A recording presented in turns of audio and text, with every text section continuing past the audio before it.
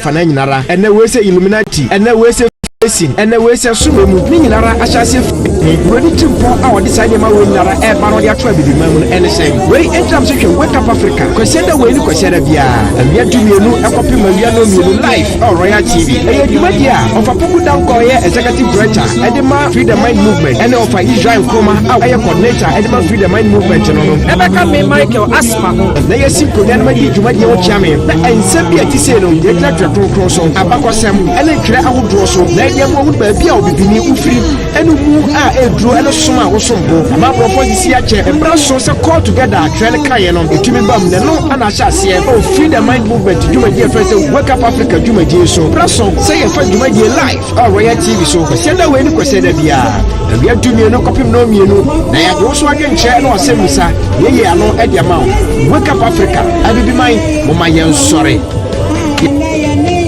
oh la la na binim se e ba na slippers papa anase engur entale papa na obutentin bi Ghana ye fe no Mike A collection ani Mike A collection esan se ne nyama ye papa ntino ono de ne nyama no wo Free Canada London Germany and afi China enitino eye papa enitino se wo pe slippers etu akoton me kan fo eye Mike A collection e dia ma slippers no se eye ba anase mbema de anase engur enkolas de wo be sort out Mike A collection and ese weniche na enye no nko a say enkola totofe wa entale apala wa wona enye wo patale atamana me kan fo Mike A collection e dia ma sanso na wo mu a wo mu say ye mpedifo anase enko enkofranta nyina menye bi e wo Mike A collection Mike A collection say men kan chiro say enko no say wo all the 16 regions in Ghana wo pese wo patale ni bi no say wo be from keke no be child delivery no wo kati weni no na watale na nase wo slippers na wo beside net tawa wo and to make for Mike A collection at the amount. Nyama ni papa and to say man nasa embema talia nasa slippers there for niche Mike A collection. So open the do it and nasa open mako would we need your maso ya one mess or two out and to from our home trophy so 0542 895 675 and I say 0277 160 768 and I say 050 464 3052 Mike A collection slippers papa and I pick and call papa and last stop anyhow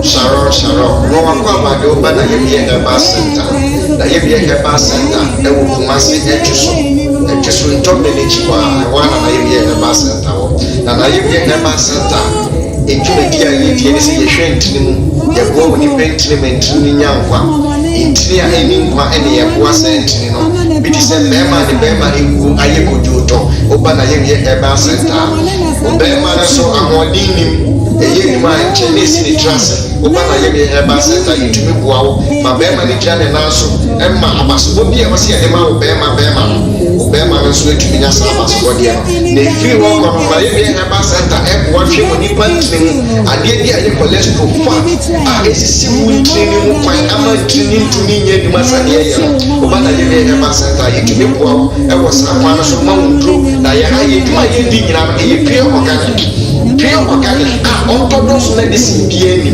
eye natural eduma ne ye intina ye we eba center ko fa eba tin sunko e dia ba santi we we a e bo ru ntini mu eye ntini mu duma nyina oba ho ni atunka oba na ye we eba center ye bo oba ko sineni kakrebi na mutietie na tinka wo fom oba na ye we eba center ye bo sa kwan so nyina ma wonya fa wo na ye we eba center ye kire tikwan wo Kumasi etuso ayi fie no nti wo hwehwe ya Abraham sela Aja vomisi onfreye asiyemra Ozo Roofing Company aya da number 1 roofing company in Ghana enu ti sa pesa obo dan so anasa fena wusi dan na pesa obo so no fa ho hihye nyina akodan Ozo Roofing say ye estimate enu ho futuo no obe nyina ma wa onju uska bia na so do adwuma hye Ozo Roofing sa we na basa haruso na adwuma no so hutwa eso wo euro tausa wo de bodan so wa edan no nyunu owo alonsen self locker enu so de good dan so a ema dan ye fe owo aluminium self locker enu so de good dinosaur yopo so person di nua e good dinosaur anase abelfo aluminum truss CB ana person di good dinosaur uni hu awkra ozo roof betwa ne yopo e di amount or standing seam or step tile sheet or shingles and IBR or color bonder ni nyina madanso bo ayefe the danifeso ewiemu die pa ena mo nyuma papa mu yentino they have branches all over the 60 regions in Ghana no mo ya adwuma po beyond the borders of Ghana eno ntiminia for ozo roofing ne 0249 647 748 and 0205 053 365 Ozo Roofing number 1 roofing company in Ghana. Ozo Roofing mwaba amadanso bo aya kono.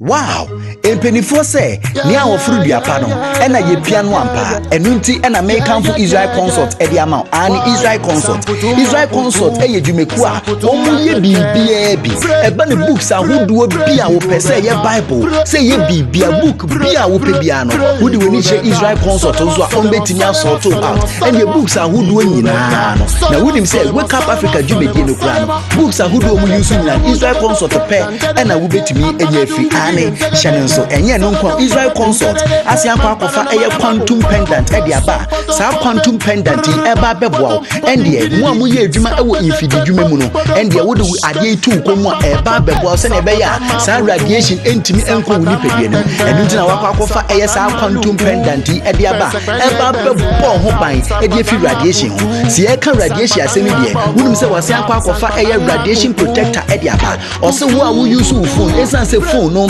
eye radiation ewo mu pi ni ntino o se wo fa radiation protector e de telephone ni tia e ba beboa o se na be ya radiation entimi enko ni pedie ne enko fa ohawo embrel saa zo na Israel Consult akwakofa eye 8B tester e dia ba o se wo so hu hia no enu ntini ensu a wo benom no o se bobodin a test hwe na hwe se eye kroje anase enye kroje enu ntina wa babodin akwakofa eye 8B tester ya ba enu so e ba beboa na agye akegire mu se na be ya yensu nom de e betimi akotote na enye no nko awo wasen akwakofa eye quantum beauty spray e dia ba saa quantum beauty spray de eye dutwem kura esan se enu ne de eye nsuo kekeo ene edie gu saa quantum mu enu ntina obobodin a utumi enum bi utumi display wo shoe utumi e display wonum ene wa emponu enum kankan ewo wonum wo display mu a ebetene te saa quantum beauty spray eye niema bebre weduane mpo na ase na wo be spray bi egusu a ebetimi atie duane no wan ema wotimi edi ema na ye me kana mejaden utimi display weni kosua no so emma wo weni no eda ho clear sara so na etimi mamoje di afusani ewo weni ni mu enu ntini wakwa akofa eye quantum beauty spray ade aba enu so eje akagine mu hye so se o se mu so amu ohaw ewo weni hu no wakwa akofa eye spectacle ade aba enu so no eba bebo se na be ya weni no ebetimi ejina ne na so na eye mu amu wo glaucoma nyina no eye spectacle etimi aboa na eyi sa glaucoma efi weni no so enu ntini se wo panyama amabogbo su nyina eye Israel Consult pe na wo benye bi ato Israel Consult de oma ba ma ebi mai enu nti from ewa homa trofo iso 02077824482 and I say 0244686557 Israel Consult ebi mai yensu yedi ni Sibroni wa matia sai Okroto wa matia sai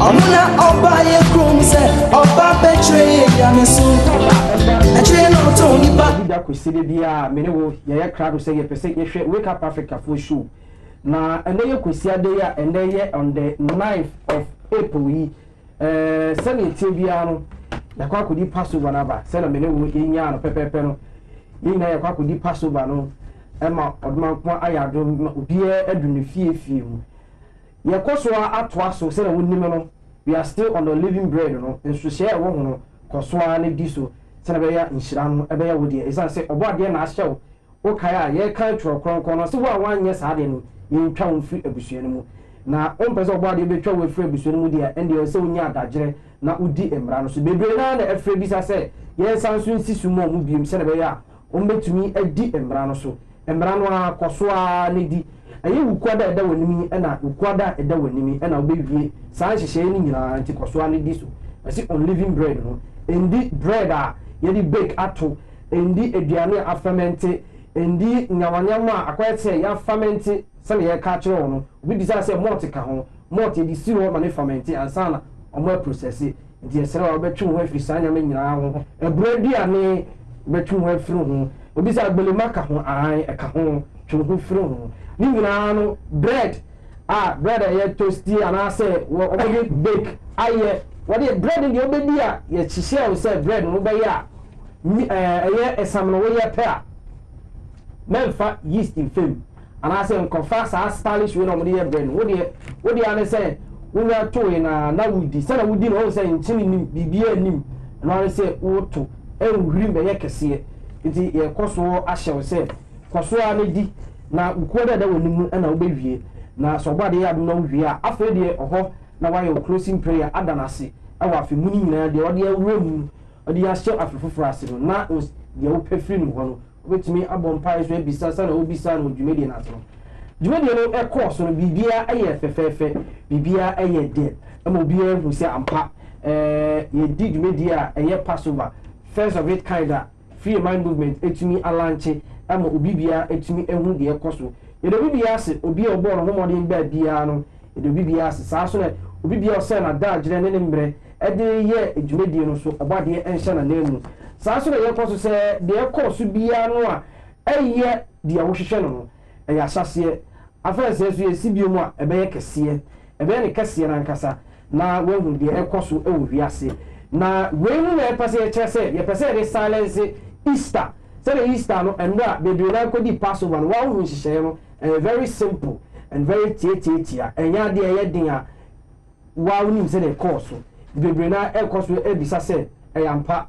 omodi afahye Dr. Boafo say still na our spirit ni mu eza say dada na ko di Passover no when hu say yankopon bi wo baby ampa edi eja Boafo ye da say wo so wutumi ba ya ende wotumi di dance wo say e be kasa bi de me twen radio stations are more free na say omo pese ye ba omo media so na ye no mbe di nkomo efa obo ade hihye ne Passover na de hihye wo tro konkon mu nyina no mon frame na mintumi link say na mo use mu no ma no de frame no mon frame na mintumi link mo ma media men no omo so mintumi mo aye na communication bi e wo bia no mintumi sort out sada no ye koso atwa so empenifo ye ne omudi dwumedie da kosede bia de omo amba de a na e kire se dwumedie enkoso ye wo for opoku dankwa oye the free the mind executive director waba ende waba betnase se ne tie bia old man na huni sa no ho de ba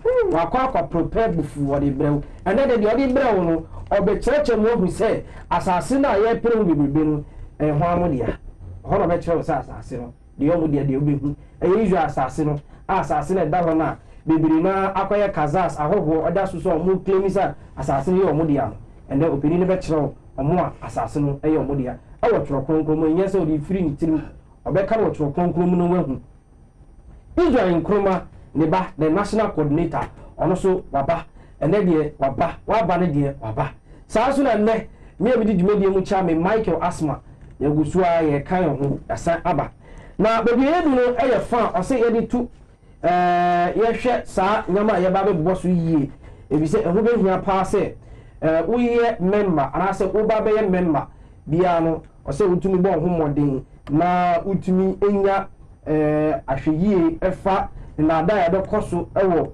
enuanum bia mo ba nche abeka nsem bi na ye ka announcement ya eye sehwebe kwai ye nya new branch wo ho na new branch na wo sehwebe kwai no ewo Abasco International School obi oda no eye Mr. Afo na mi se me ni no nyina tudwa dada enti we de me se mre emfa no ma ni tudwa se le be ya ebe we sti enta na sehwebe kwai ho na asoso ye wo enua bi wo ho na okan ye ho ye fa no kodwa amprofi na nse no em say ye call eye Passover ewo Kumasi no according to the secretary and then National Council meeting any information about Bonti in a statement form no we disown kodwa amprofi out of freedom mind movement obamo nchen be ka to say ye nyina ye ba ko a sinihu isan say onka ye hu bi enti kodwa amprofi se na wonim se hwe be kwa ekota krade achechedie bogoso takrade takwa oba ho no so ye part of us he is no more part of us again oba ha oyini pafufuro se be oba no so be tenase aba be se online member na be class dia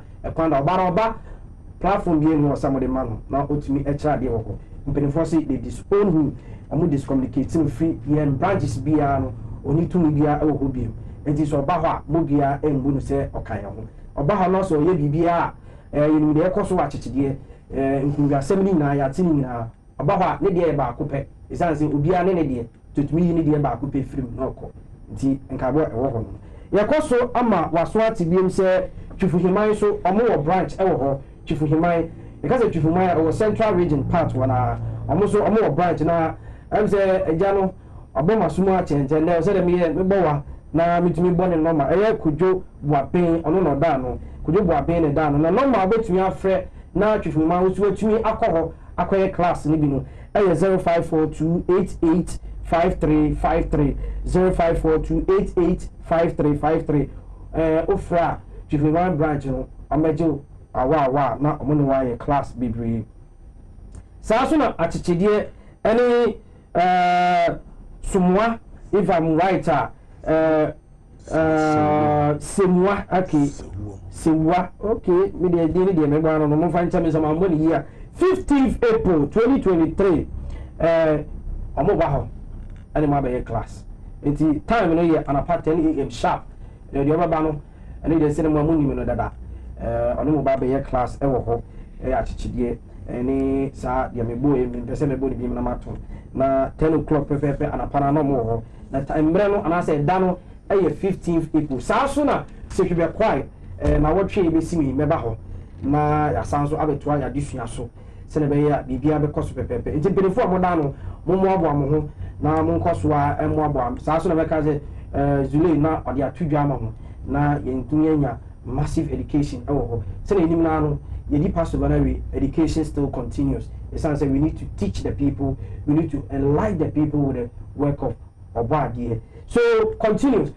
Baby, you do a far, you call and Penifono. Now, you did Jumedia, a chassis. Now, Jumedia said a window, a body me, a 12 o'clock. Now, it is media chassis, we said, a bono me, pepe.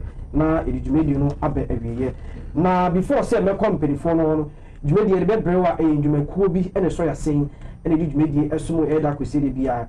A Israel consort or Mubway, and my Jumedia ebro eda kusidi. The Sasuna over to me after Israel consort with 0244 686557 0244 686557. So I don't know to my friend 020 77 82482 020 82482. Bet me after Israel consort. Son of bet me after Ozone Roofing Company, Omuo, the 6th region of the whole Ghana, who be saw roofing bia or piano on the supplier. Now, what is me after Ozone Roofing? I was 0249 647748 0249 647748. And also be to me a friend 0205053365 0205053365. So as soon as I hear Herbal Center and also over to me afro na unu mo di komo bra esi se bia me no kan bia no yegu so se na je wa unu nnua ndura na me du ye ntina body na yembre susum no pe na so honam no ayembre me guso a me bon na social media aspect na ye kan asem no ama se nyina bete mo nka nti me bra na yemye me guso a me ye wadwuma no ama sa so na my collection so almost Jumedi Musa be course 0542895675 and I said 0504643052 and I said 0277160768 from my K collectioner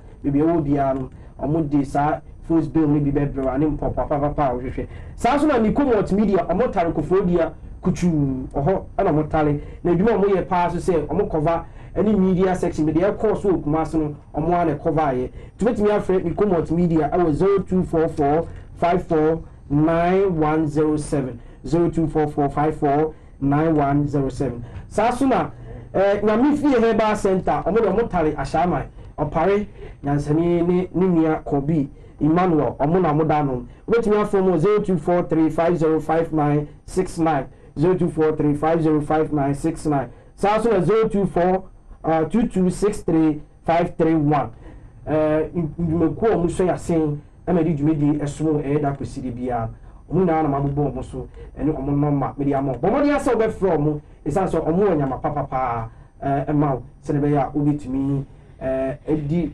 de sese wo yibia o wiase eba na duro mu a ye wo ho eba no ade a be ye ho protection in terms of other thing bi a obetumi ya support ho a yade bi enkwache wo no ene ntare papa obetumi ya twa kurum ene camera papa da achi betumi ya to na se video betumi ya to na da achi bi no waya kokura no ana se wabọ abrewa no na omba etumi ahwe bi yo ye koroma nko mbenifo no na ye fe dwumedie no enhya se se no Israel yo makwaba Joso. Apo mo. Oh, okay. Ahode mo. Antum ze na le wo sere ankasa. Ahode mo. Papa. Small girl no. Na meda. Na obaye. Oba me pa no na abokoto me nse na say ode book bi ebra me. Ne cousins de me fa me kan bra mo. Onya hwo mo. No be na won mo no. Afa adako je nse okonya book Hebrew Bible. The pure one. Jewish Bible. And they know they are bastard. I say, I am a mentimini. Beginning of the year. Empress Makida. I tell you, dear. I feel better so quick. Look at you. When I see. Okay. And then they're very dumb friend. Okay. Over. Mike. Above where? Me am saying anyway. Ya boom sa di tomunti. Asaba bedu. Sa we dey run am bedu yen so say ba na edwuma ntia yo wafa ya ba ne de ya ba sa nyame ya dum yetumi ekodi ye passover bi so no ba de ahye ye no hye bi e wo bi an egusu a yedi na se ne be ya nipa be hu ne kura ne yentumi ntena fie say ba na ye beto ye bi die so se eno an ne nemu an enya enuanu a ompese mo tie obo ade asem na wotwe mu odi enwura abakwase mu bebre efa kwan a kazasifo omudi omudi ntro omwatwitwa nyama omoye kwan omotumi afa so abridi say in fact they are the owners of the land. In fact they are the people God has called them. Ni na nkoji asie no de omo pache nyane say they are the people of the land.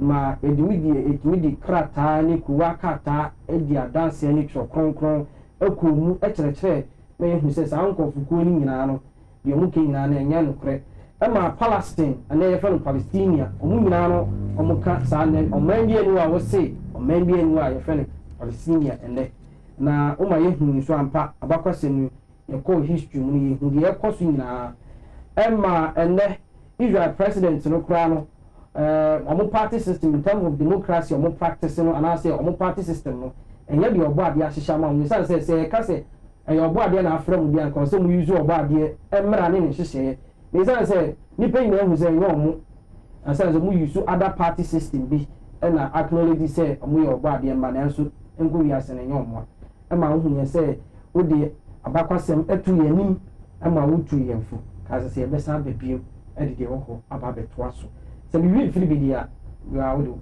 be bo so ama obini me jam ama ebe ase Mark yo edi ka ebe chia afefu nyina yo ena de to so nyinu edi ase da piesie kese ma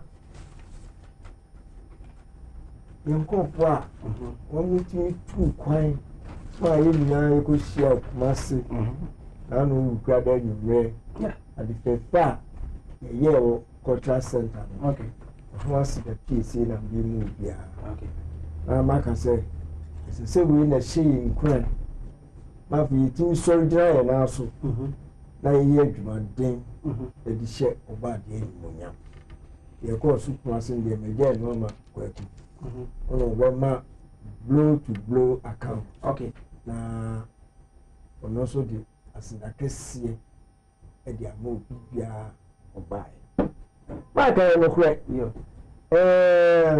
senya osamu app ni na kazapo a na o na se so be use ni enti ama ne no I to say a tale of two Israels yedika ka o mu de ene ba yesu the others I yesu ka ho and the tete nyina ni say AD 70 yeah and Jerusalem and that under a long siege and say Kofobe Tintabo the borders.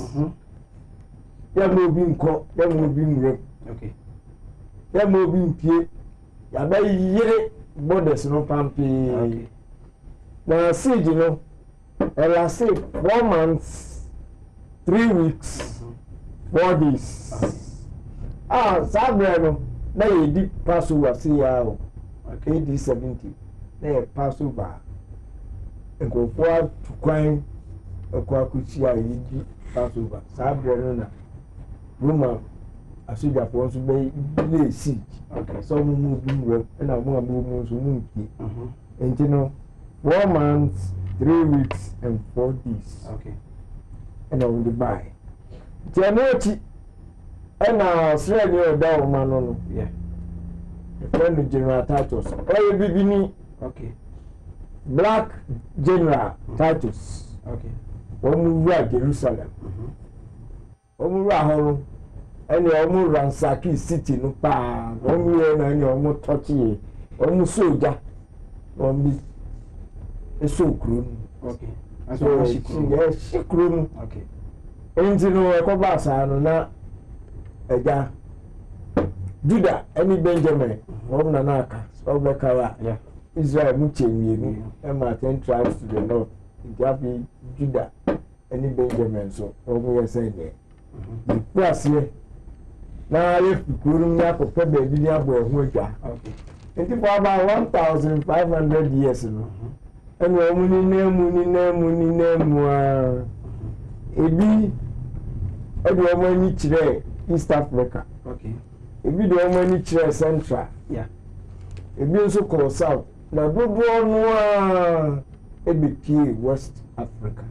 Okay. And the nature say, yes, all the 2 3 say, every year, moon.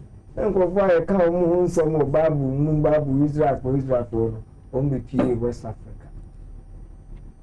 On by Sabina. Old Ghana Empire. Okay. And now a tissue. It's a whole crowd. Your bookery from Babylon to Timbuktu. Yeah. So we will be from Kenya. We was on the bay a handful. Our old Ghana Empire. Okay. And Sana Islam. A Baba 12 more. A day Costati or Mali. A day Connie Songhai and Subai. Okay. Enti apadora mpa ahwe ase no ene akwantu no sa ato asubie na mua na egbe ene ye present locations ya ye we a prayer ho accounts gas service ni keka okay eni wa bebie enti anunti no ye ba hwe first picture okay migration no roots no e fa so a ye be pie Africa. No need the dispersal of the Hebrew Israelites. Okay. First picture. Yeah, first picture. I wish you would share a year Wake Up Africa. Now, Jamaican title na that's on the Day of the Lord, part 12, and year corner part 12. And only you remember na send opening canon. You begin can share ye picture ye kasamfuni and the Rebecca seminal. You share map of Africa showing the migration of the African Hebrew Israelite following the destruction of Jerusalem in 70 AD. And only in picture, and I say in Casaphonia, Edikan. This is a crowd, a bit to me, Ediatumana, Yatuaso. And you overcame number 4. Okay, that's what you Egusua Eba. Okay, I'm saying about the toss. Yabekan Sanitino. The Roman invaded Jerusalem under the Roman general Titus, dispersing all the remnants of the black northeastern African tribe people, such as the remnants of the Israelites and the sons of Judah, the Babylonians, Persians, and the Greeks and Egyptians. This great event took place in 70 AD. See the map. The map when I was not there. Yeah, the P West Africa. Okay. The BP have after old Ghana Empire and so few as and the Satua are going to use. Okay, map on that so send an eye. And the circle But to Ashkenazis are not the descendants of the ancient Israelites. We need the lecture one more who said, Yomuka page 6. You Ashkenazis prayer view. Page 6. Page 6, okay. You better call page 6 of the. Okay. So you continue. I say the American People's Encyclopedia from 1954 at 15-292 records the following in reference to the Khazars. In the year 740 AD, the Khazars were officially converted to Judaism. 740 and after Khazar for no converted. Incident this person is he saying AD 70. Yeah. And now Israelites are one more assassin so Roman for the Pamo. Say 740 AD. Yeah. And Sana who are more converted to Judaism. Then assassin. So what can a century later, they were crushed by the incoming Slavic-speaking people and were scattered over Central Europe. Oh, you're hitting. So the Roman hitting. About the compare AD7. When they compare power, so almost and the women more over the say at the corona near. Page 9. Okay, page 9. No, you better call page 9. Send all kind of that twice so every. Page 9 also the air can be. I see the Jewish author Alfred M. Wienerthal relates the following concerning Jewish history. The existence of the state of Israel is not founded on logic. It has no ordinary legitimacy. There is neither in its establishment nor present scope any evident justice, though there may be an utter need and wondrous fulfillment. Arthur Koestler answered this question with an emphatic no in his 1976 bestseller, The 13th Tribe. He drew another bombshell by proving that today's Jews were for the most part descendants of Khazars, who converted to Judaism 7th century after the destruction of the Jerusalem in 70 AD. What? How many centuries? And son of Mukwababe convert. AD 70 are 7 by. Not a power more yet before the Scatari. Almost by 7 centuries after and son of me. Then on Becca's as me. Internally, no more. And none say, you buy a better West Africa. Biblical history, any anthropology, and we are who say many West African ethnic groups were strong Hebrewisms identified with our culture. And American Western African ethnic groups now make accounts, Elvis, Gans, Igbos, Yorubas, Fulanis, Wolofs. There was some element of Hebrewism identify that man ready. HSA. Yet the free home any idea near Diaba. If you say cross cousin marriages, first requirement can worry Uopa or a mama beer. Na more if the one and no more, Ubeka Isaac ne ono okako ware ya ko he bia oben ebusua no sanya ebusua property bi no enkonkodi abontin bed enti na ya wo panu emma maade na eno ana na wo hodo a ye ware sanya ebusua ja pade no ebetre fi apibo enko bia saa so ena na awale dodo be ma etimi ware ema mmienu mmiɛnsa sɛnea na scriptures mu wɔn yɛ no saa na mmaa nso sɛdeɛ wɔn bu wɔn nsa a yɛsɛpiriti wɔn 7 days na wɔte ne baabi a ɔde biribi a Leviticus 15:19 wɔn nyinaa no ne yɛyɛ yɛntwerɛ biribi a mu hɔ a wɔbɛka sɛ wɔbɛkɔ sukuu no ɔsua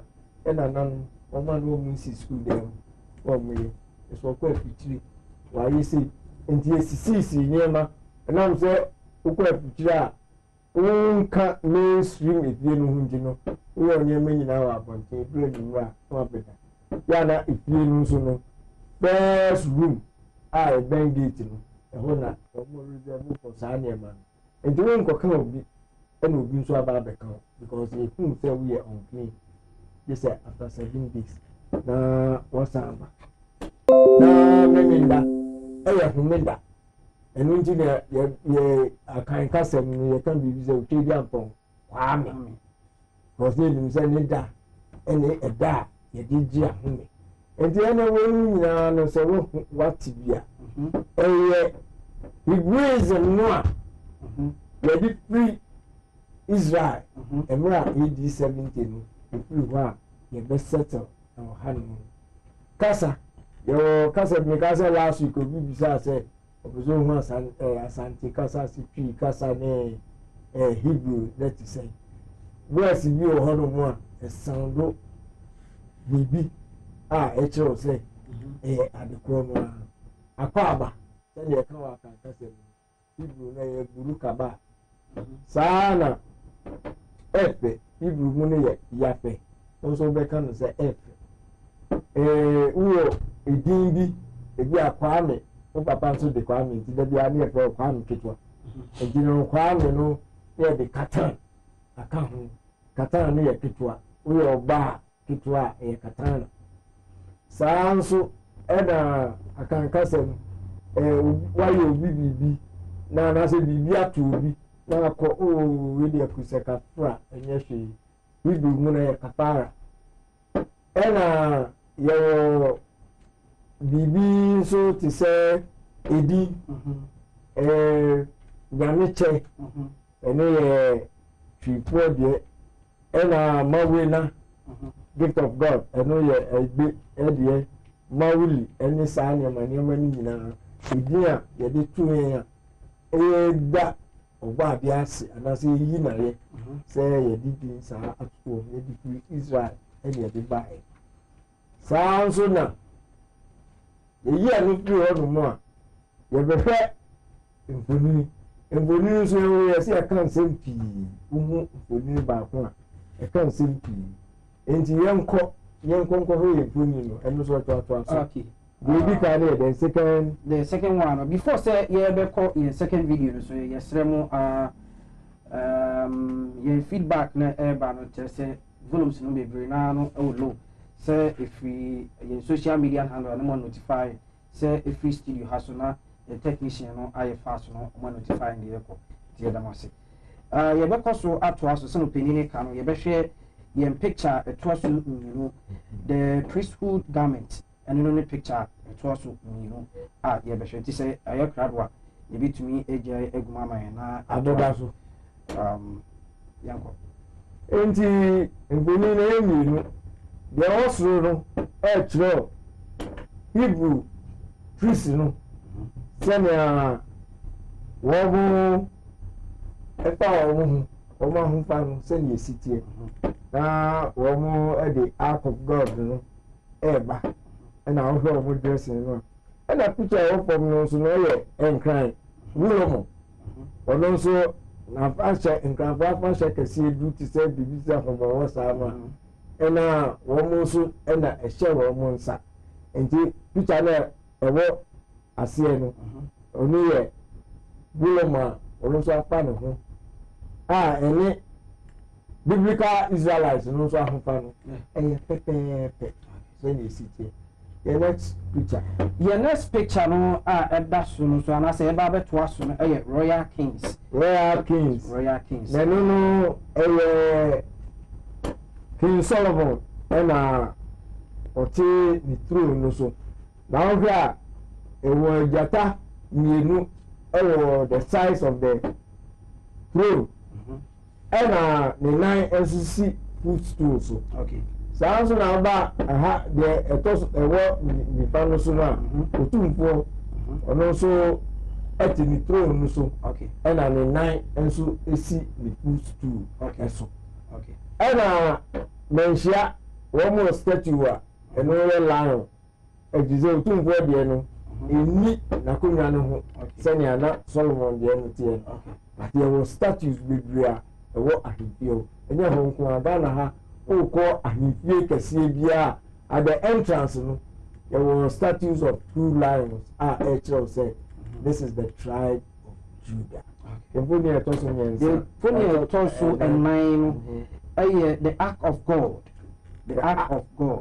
Ark of God no nso no mpɛn biara no na yɛmi ɛte aseɛ sɛ ɔbɔ adeɛ mmra ne nhyehyɛe no ɛna ɛwɔ ark no nti da biara no na akwabrane yɛde agum ne akata so with the outstretched arm of the cherubims ɛno na ɛma protection nti time biara no ɛwɔ akwabrane a ɛso no wɔ mu nso ɛbaeɛ no yɛbɛyɛ no sɛ ɔhene kɛseɛ ɔna ɔbɛyɛ the political as well as the religious head nti ɔno nso yɛ starte si ɛsoa no wɔ apakan nti no ɔno nso akwabrane ne ɛso no na ark of God no cherubim no astretch wɔn nsa a wɔbɔ ho ban no yɛn nso no wɔn nsa Saul ɔhene ne ba ɛwɔ mu a wɔn ne ne ba no ebi wɔ ne bonkum na ebi wɔ ne nifa na wɔn de wɔn sword no across ɛno na ɛkyɛ sɛ wɔn nso ɛɛma ɔhene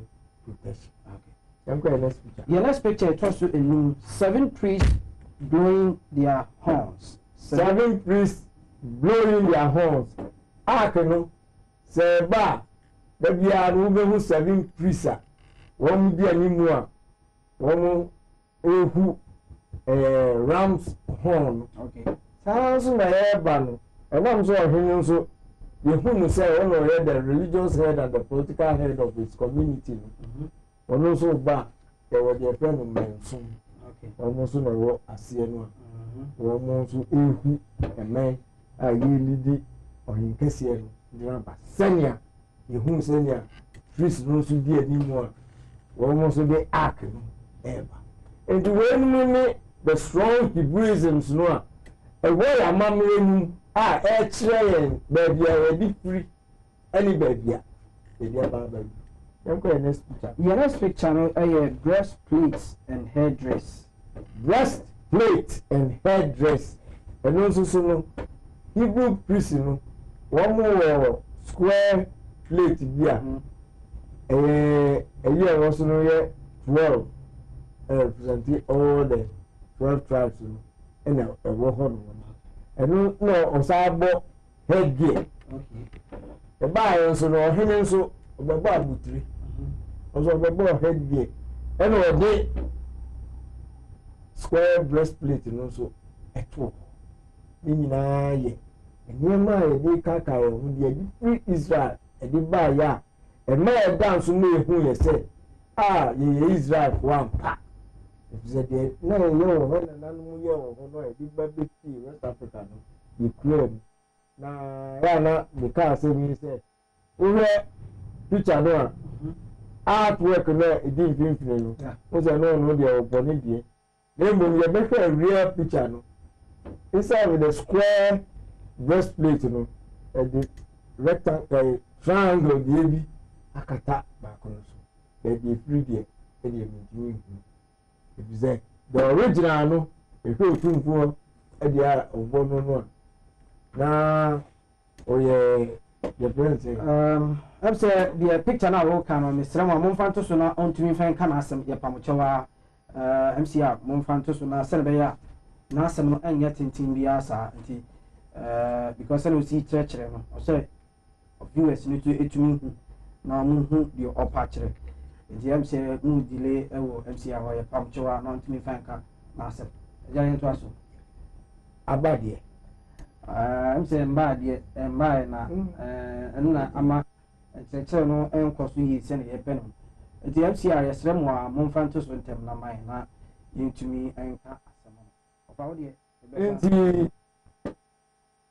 biblical Israelites priesthood no wɔn bɔ breastplate wɔn abɔ headgear ɛbaayɛ no nso no ɛnam sɛ ɔhen kɛseɛ na ɛyɛ both the political and the religious head no ɔno nso no ɔfa ne ho te sɛ priest ɔbɔ headgear wasa abɔ breastplate no ɛma ayɛ deɛ no yɛhu yɛkɔ afahyɛ a yɛhu sɛ ɔhen afa ne ho ɔyɛ yɛntumi nhu link no ɛno ne nkyerɛkyerɛmu a yɛde ba sisi a ne yɛhu sɛ wei no mu na ɛma yɛhu sɛ woyɛ Hebrew wamammerɛ all the way from Israel ɛne yɛfo mu a ne yɛde aba bɛduru ɛha no nti yɛwie no no adeɛ baako bie mu a yɛka ho asɛm ne sɛ yɛte hɔ yɛde suban bi a ɛno ɛnyɛ Hebrew ɛyɛ suban bi a dabiara ne ɛnyinyi ɛno na pɔtɔka sɛ memory dabiara na yɛkasa yɛpota sɛ yɛka wɔ anim titiriw sɛ yɛba under pressure kakraa bi a yɛde saa deɛ yɛaba ɛnam sɛ yɛse no yɛyɛ direct descendants nti Ghanafoɔ yɛpɛ saa deɛ no paa dabiara ne ɛnyinyi te sɛnea na Israelfoɔ teɛ no mmara yɛmpɛ sɛ yɛbɛdi so yɛpɛ sɛ yɛde ɛho ne ɛyɛ yɛdeaa yɛbo so deɛ ɛno nti na da biara no yɛde ɛkɔ nkoasom mu because yɛkɔ captivity ɔbɔ adeɛ na ɔde baeɛ no ne apa ne ho ne yɛde ɛkɔ ne aba ne yɛde ɛkɔ sɛnea yɛbɛsua biribi afiri mu nti ɛna Ghanafoɔ yɛda saa suban no di paa ɛnwiinwii paa yɛnkɔ Exodus 15:20-24. Exodus 15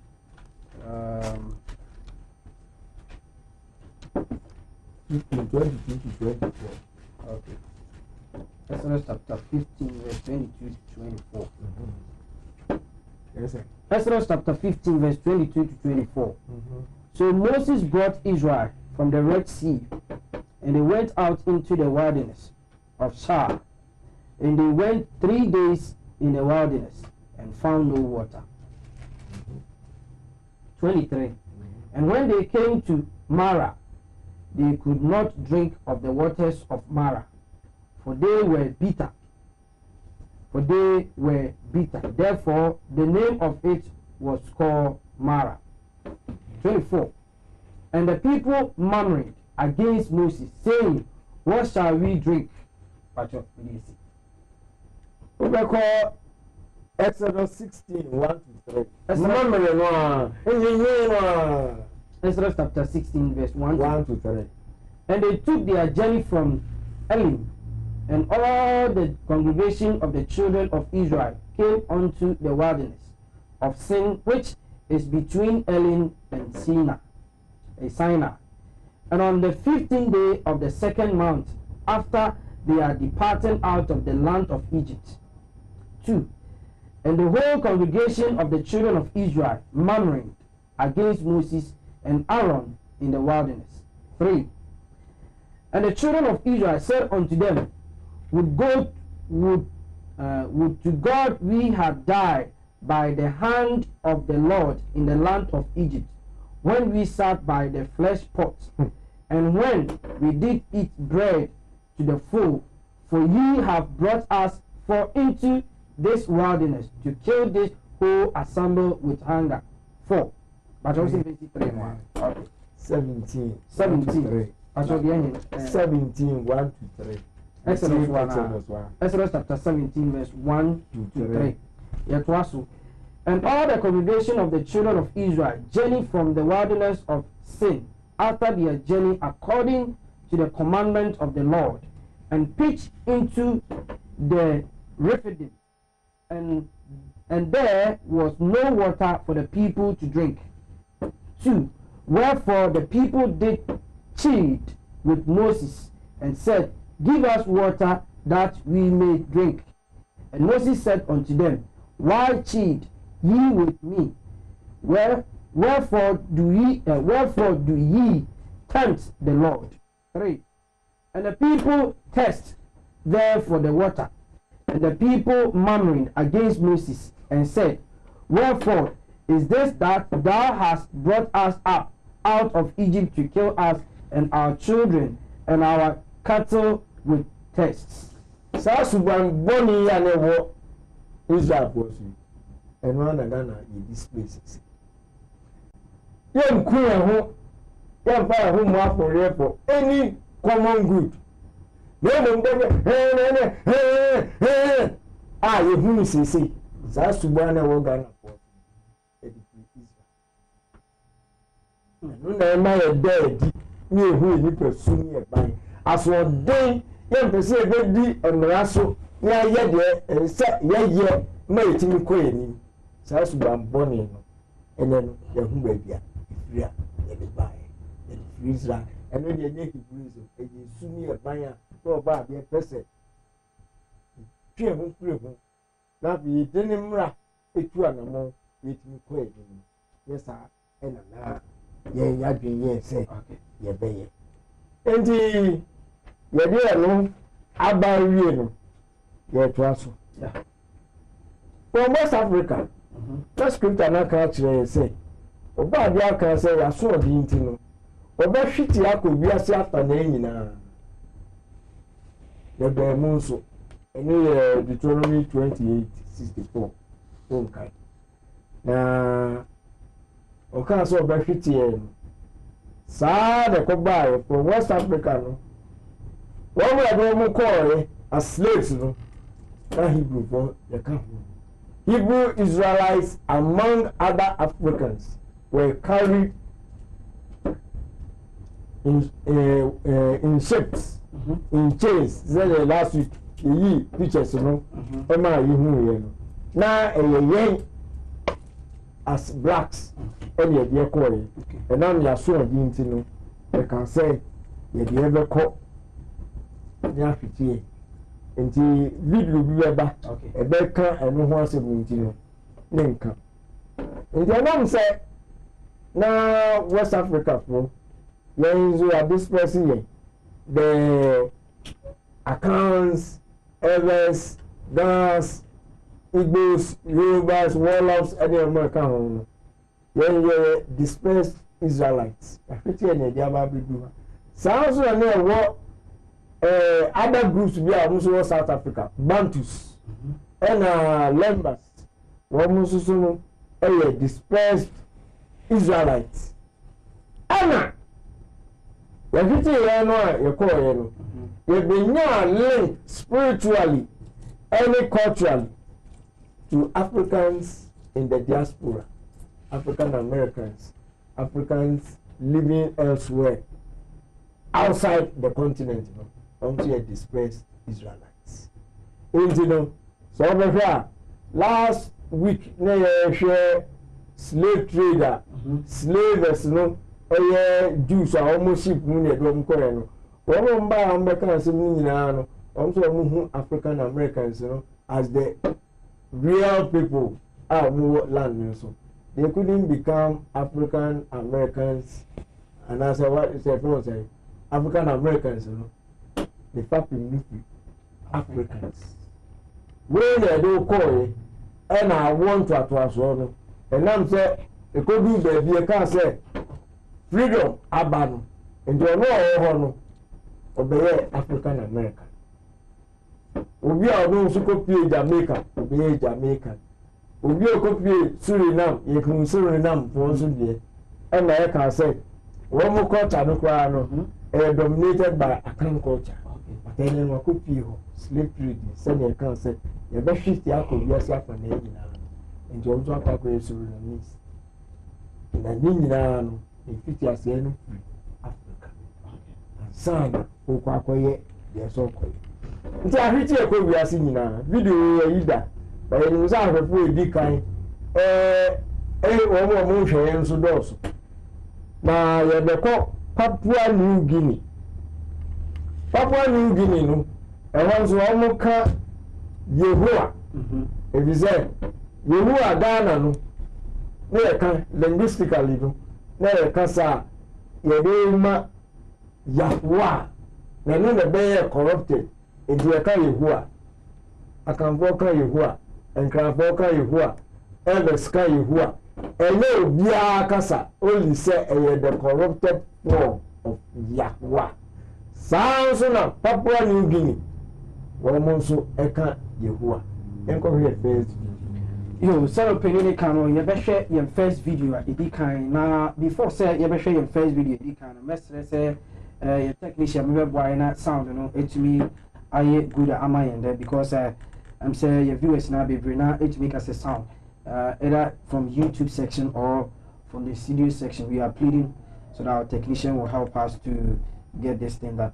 Before say you share your picture no can who say o free one na I say o disturb the yeah a very do a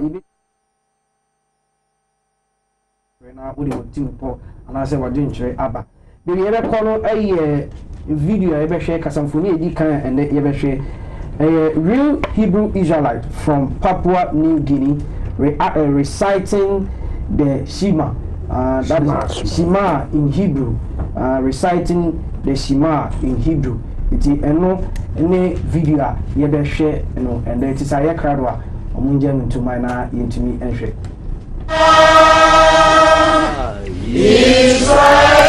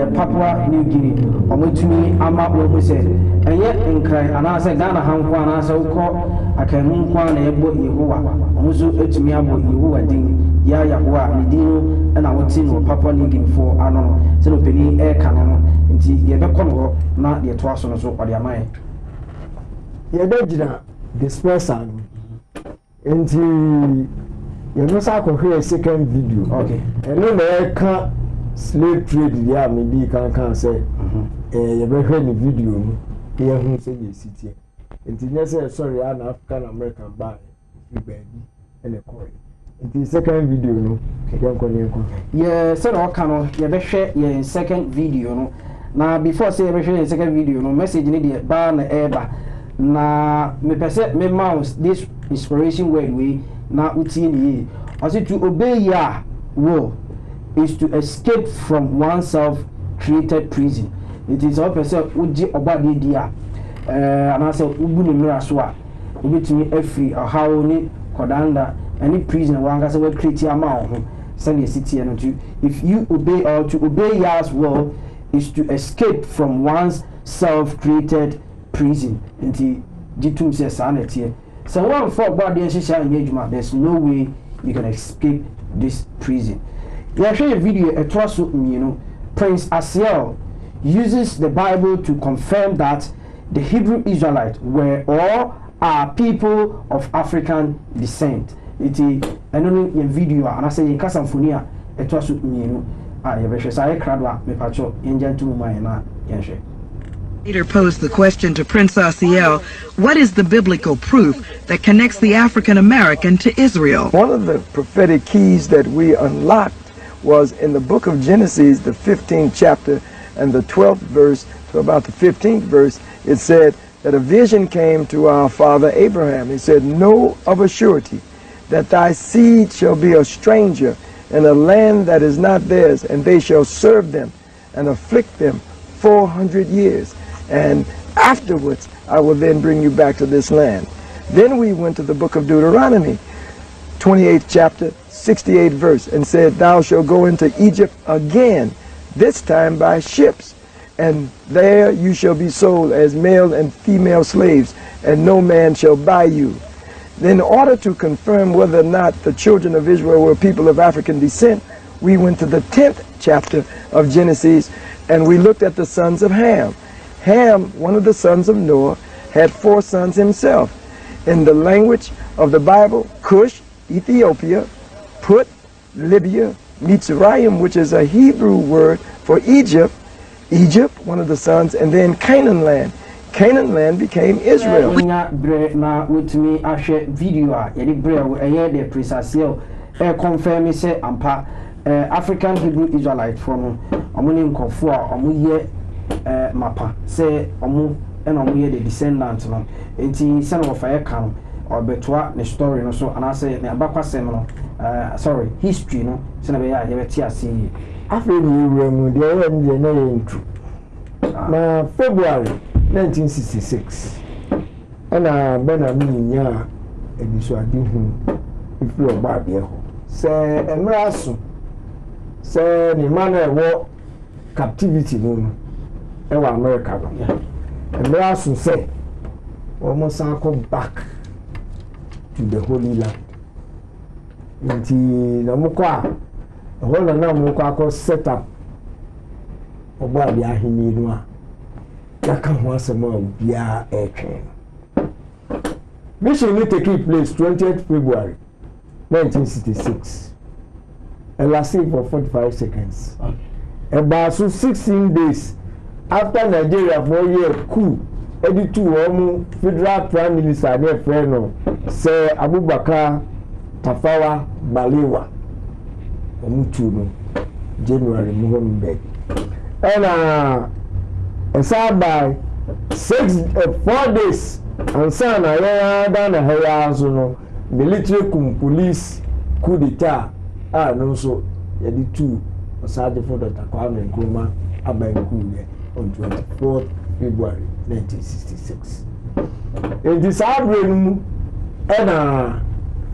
Benami inyana nisu adi hunu na nisu adi hunu fa akontu kesiye ya Jeremiah akatu ho Jeremiah 23 verse 3 verse 5 verses 7 and 8. Okay. Jeremiah 23. Jeremiah chapter 23. That is verse 3, 5 and 7 and 8. Yeah, okay, yet was opinion echo. And I will gather the remnants of my flock out of all countries whither I have driven them, and will bring them again to their fold, and they shall be fruitful and increased. Echo 5 now. Behold, the days come, said the Lord, that I will 5. Behold, the days come, said the Lord, that I will arise unto David. I will raise unto David a righteous branch, and a king shall reign and prosper, and shall execute judgments and justice in the earth. Echo 7. Therefore, behold, the days come, said the Lord, that they shall no more say, the Lord lived, which brought up the children of Israel out of the land of Egypt. Then 8. But the Lord lived, which brought up and which led the seed of the house of Israel out of the north country and from all countries whither I had driven them, and they shall dwell in their own land. And you know, when you are muntu a ben na me ni ne nkofo baba bitu. Yes, I can Ezekiel so the same year Ezekiel so can Ezekiel 37:21 to 24. Ezekiel chapter 37, verse 21 to 24. Ezekiel chapter 37. Okay. Ezekiel 37, verses 21 to 24.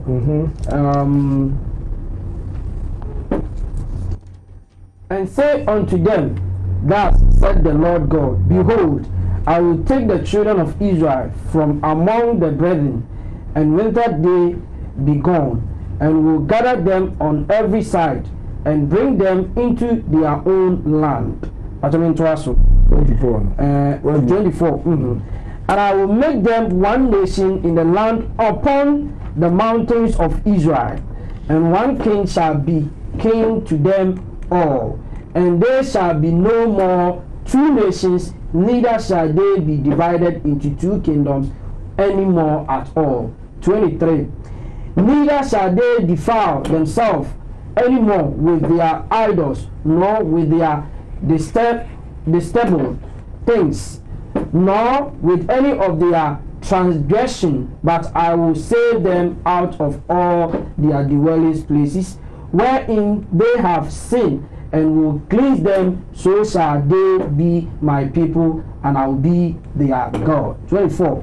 And David my servant shall be king over them, and they all shall have one shepherd. They shall also walk in my judgment, and observe my statutes, and do them.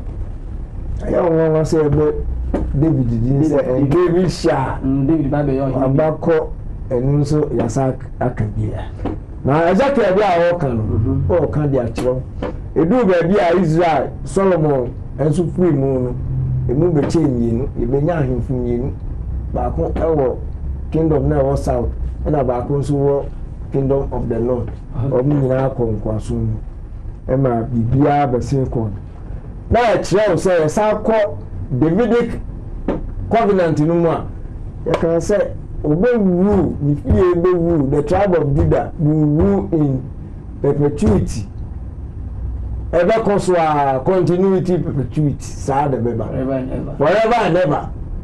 Ain't you know? Covenant now, or God, any David call any church say, at any given time, no, you bring a male child, or take a Kudianuso, or Diako. But at a certain point in our history, no. Say, and you can say, you are calling him, and man also I have gathered from the four corners, Sadian, and CB.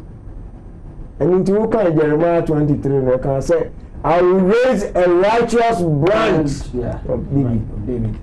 And about exactly also, was it David ever saw about the DNA?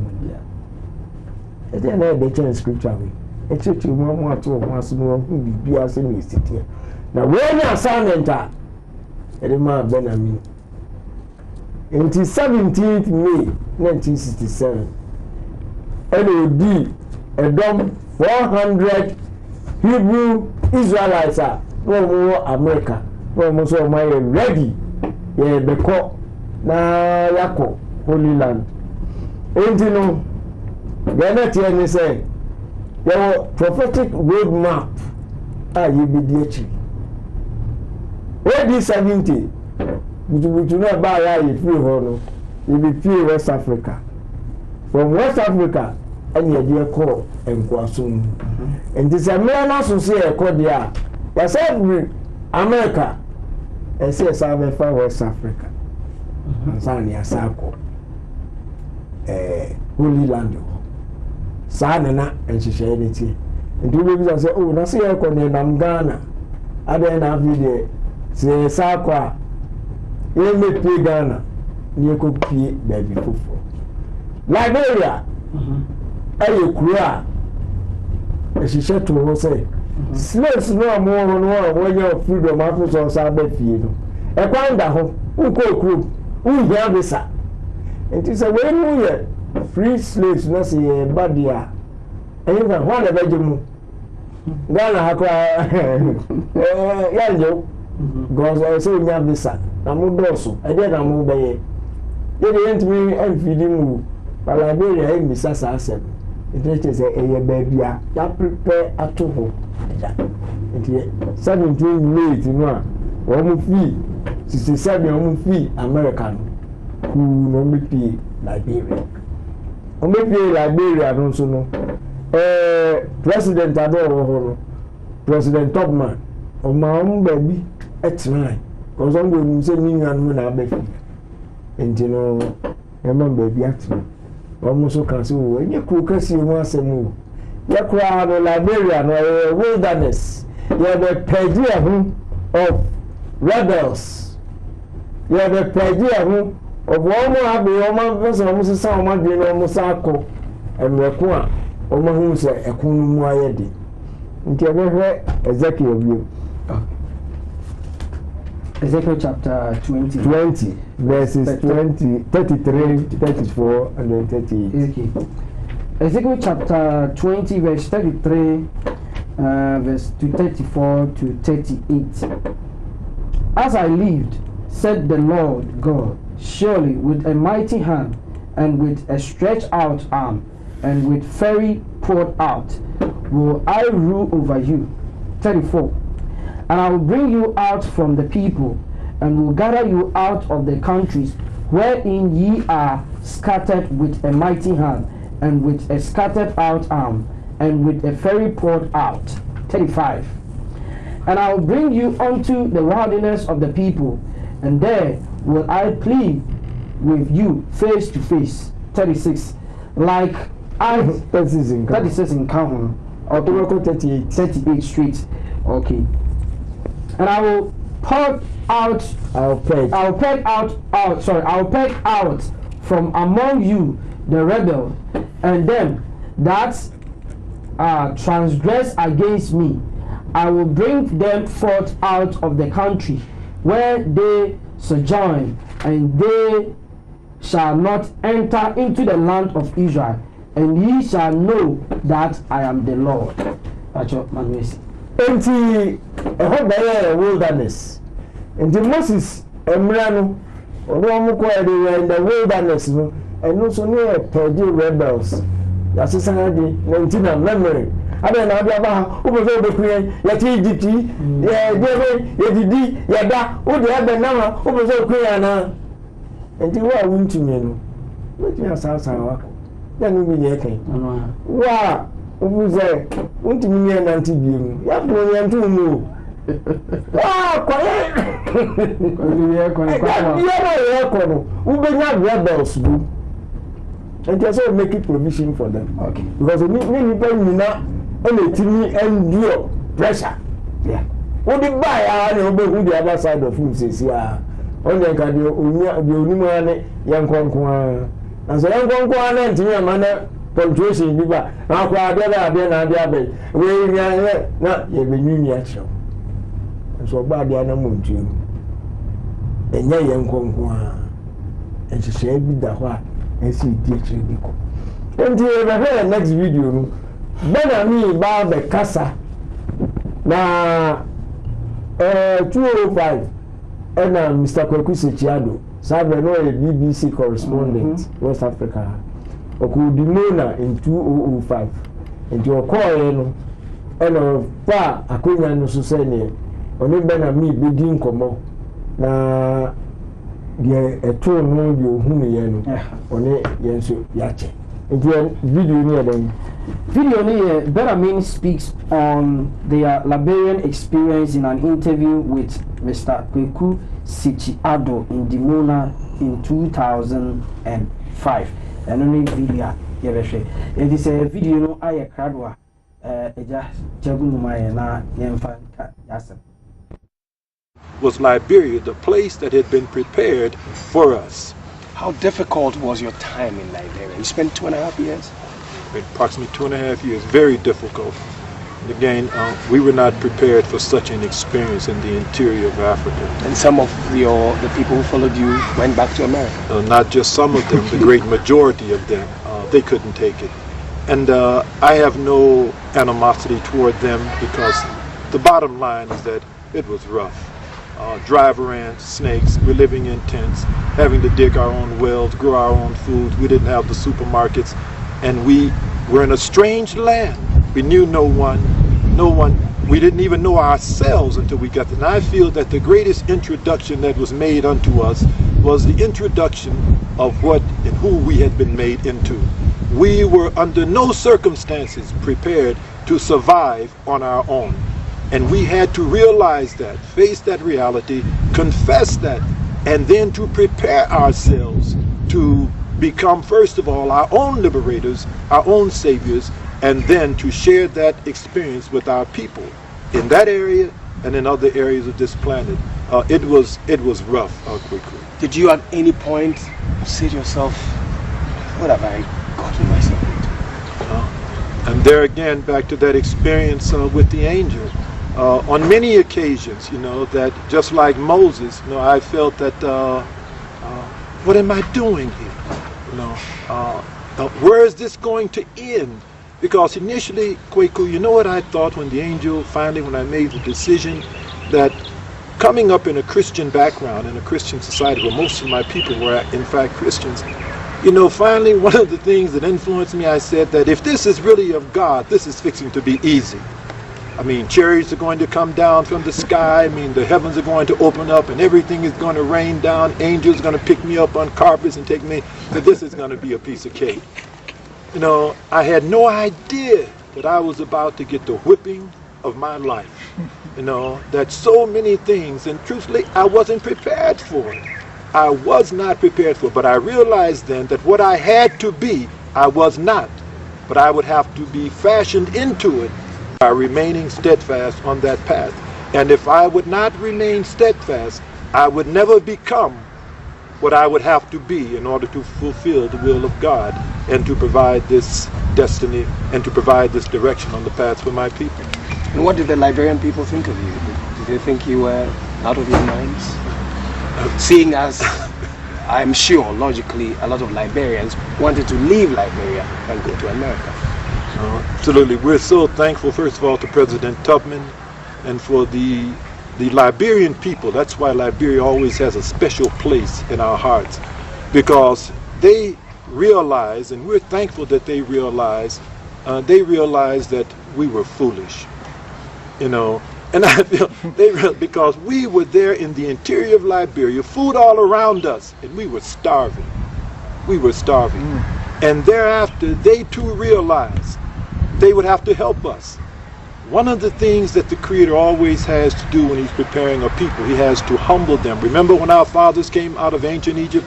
He said that I have humbled you, to see what is in your heart. And believe me, my beloved son, we were humbled. I recall an experience with Prince Gabriel there in the camp. We're all coming. He was a former homeowner, that had what they called one of the better paying jobs in the U.S. He and I were in the camp one day, and his family was hungry. And they had come through the camp selling bananas, 3 for a penny. And he didn't have a penny. And I was his leader at that time, and he came to me to try to borrow a penny, and I didn't have one either. We were humbled. We were humbled from that experience. And the Liberian people, initially, had to literally save us from the mentality that we brought there with us. And without that assistance, and without us being humble, we wouldn't have survived. The Liberian people realized that we were foolish. We did not know what we were doing, and they literally came to our rescue to help us, and help us they did. What did they do, for example? They began to feed us and to show us, how to harvest, what was food around us. They began to bring pineapples and bananas, things that we weren't familiar with, coming out of the U.S. They showed us how to survive in the interior of Africa, without the supermarket, because if we could not get to the supermarket in Monrovia, We were literally, if we couldn't get the crackers and the cheese, and the peanut butter, we would have just starved. So they showed you that not all food is canned. Absolutely. And not only that, but they came and they contributed. We were supposed to be the wealthy brothers coming out of the U.S. We had nothing. They literally came and contributed.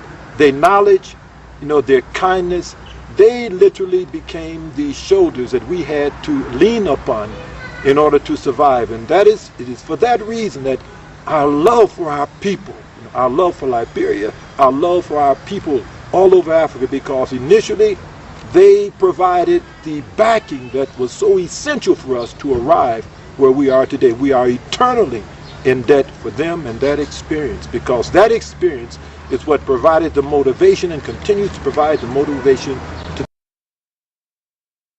provide the motivation to continue to provide the motivation. Sise otumi ahwe kasamfoni a ekọ so abra Benami abra chokronkron omo start se omo de obo ade so esati ya bibi mo kopie o Liberia abakasa tsa na ekọ so abra otumi e kama bibi no so se before can say otumi anya mo otumi mo na asamba mo ka to baby because of what say na la be from that so pretty so abua upo ni channel so yeti mi very first as a paper out so ni channel bi ana ni o bola sa jo iti o mo ti bi sem bi bi na e bi a na mi na yi na mo fa so na kasa ka ke ke ka atwa so se die esa se ne bi a mo ni mama mo ni shishie ono ni nsam ewo and ka wopɛ sɛ wobɛdi asase no so na nka wonya mu srade a anka sɛ wode wo ho bata deɛ wɔ asase no so dada ɛmɛkyerɛ sɛ wo no wonim asase no so ama mmerɛ si mu bi ɛsiane sɛ ɔno atena asase no so akyɛ ɔno ma wo na wobɛtumi agye wo baabaaba deɛ oyo na ɔde wakudu biribi ɛsɛ sɛ wokɔ na mmom wobɛkyerɛ wo sɛ woyɛ krakye apem a all krakye of all level di a ɛndeɛ deɛ asase no ne deɛ no nso bɛtu na wakyerɛ wo sɛ wonni power biara wɔ asase wei so nti anuanom yɛyɛ biribi a moma yɛndwene ho yie ɛsiane sɛ Benami nsɛm a wɔka nyinaa no no patch say obedu baby no so mo ye o mo tse mo timi se na be ya o metumi nyu mo tri edidim ti be sa ko peni no bi yo na sabia video no kan no ko ku bisa de se nti mo ba no nyina na bisa ko ya so nye se bi bodu no na ko e because not pressure no o mo nem no mo ntimi ugu na snakes wa ha na eyi nkrani wa ha na hoho ha anya me nyina na chese ema wo mu wo mu kan ko no mu so ye use supermarket we dey abeshe kwai supermarket wo mo rubia baby wo ne bi enti wo be no aka so be fit into na ne kwa na be enti ewi ase no na wo mo ma ready so be ko no me 109 enti 109 no they almost send a TBR and see do Holy Land. In the first batch of 39, it free Liberia, December 1969. Okay. And Benami ne di omani then kakran on be do Israel. Omo sabe na Ben Gurion Airport. Na the dia na wo leader and as a Lord Airport. 77 years on Susano, a Bay Ben Gurion International Airport. To almost buy, and I mean, buy under the law of return. And near me, CC, the best I call near Quaco. Okay. You be kind, you be kind, Buku. Black Hebrew Israelites from America to the Promised Land. Sheliak Ben Yehuda na Troy. Okay. When we go to the airport, first time, we are about Yaba under the law of return. We are about Yaba under the law. I mean, the 39 blacks and I be through airport. Yes, Yaba under the law of return. I mean, the telephone they ringing. Oh, now ring call. Now call. Prime Minister. Hey, but we are my airport. What was say, and Yama, I hope will be brave. Can't be a mama. Yo, the Avis Lira Airport, a whole in Samina Yebekam. A Rose official began a long night of head scratching. I don't want to know. Scratching and blow beating. The telephones began to ring from the office of the office of the security police of the airport to the next official office, and continuously in sequence until the office of the head of state had been reached. A special emergency session was called by the members of the NISET to try and decide what should be the fate of the 39 blacks. Unknown to these officials, our fate was not resting in the decision of this special session, but had been predestined by the prophets of old.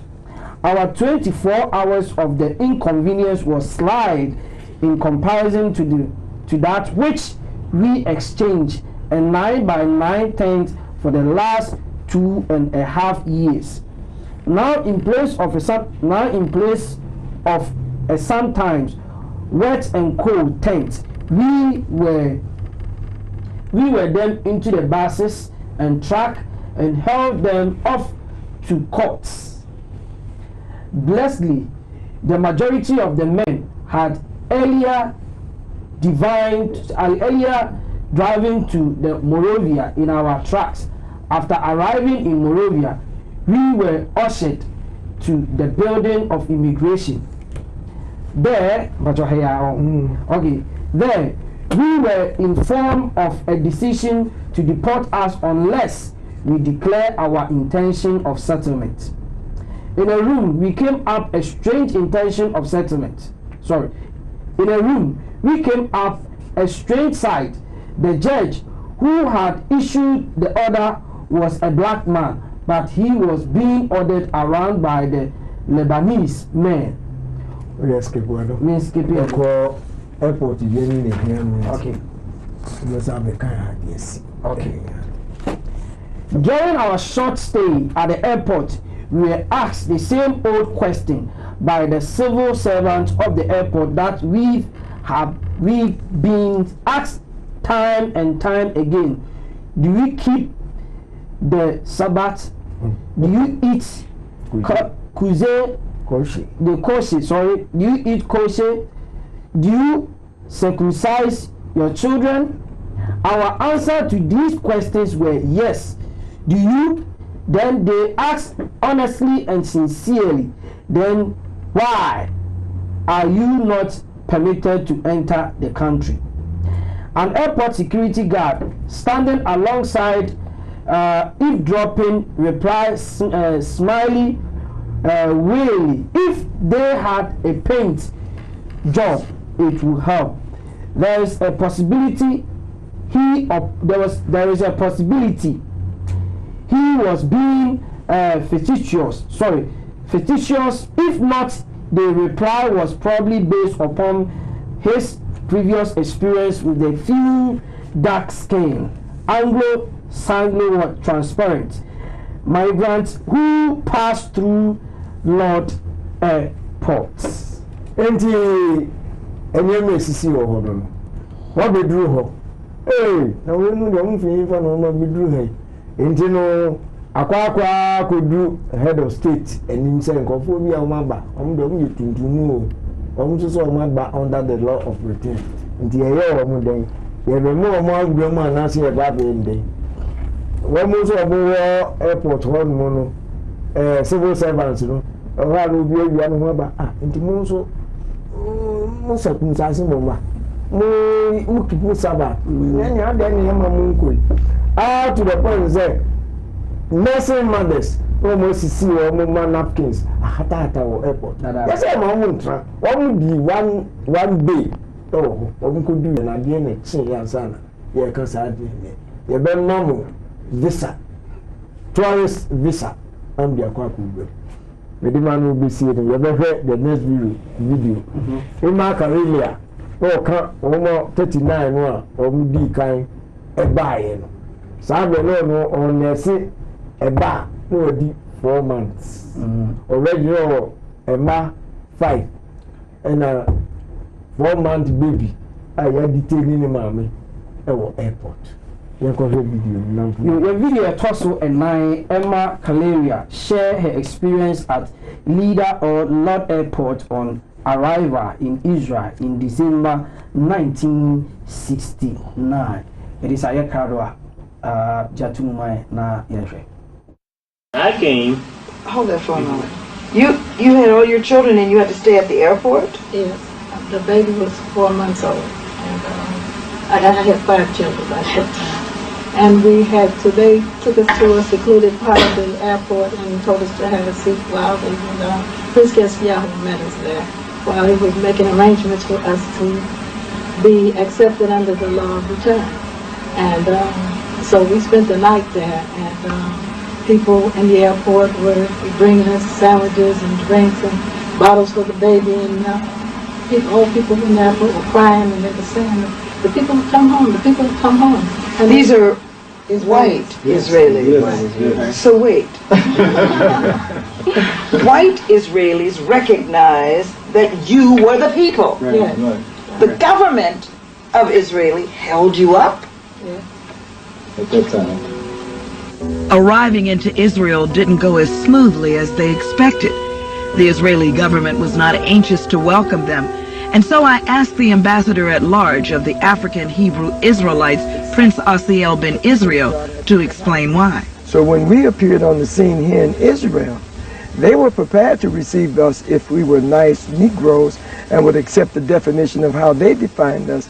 But when we said that we were the descendants of the biblical Israelites, we then took charge of our destiny. And that began the problem, because now we were free African Americans talking and defining our future, not according to the past of someone else's definition, but how we now received and perceived ourselves.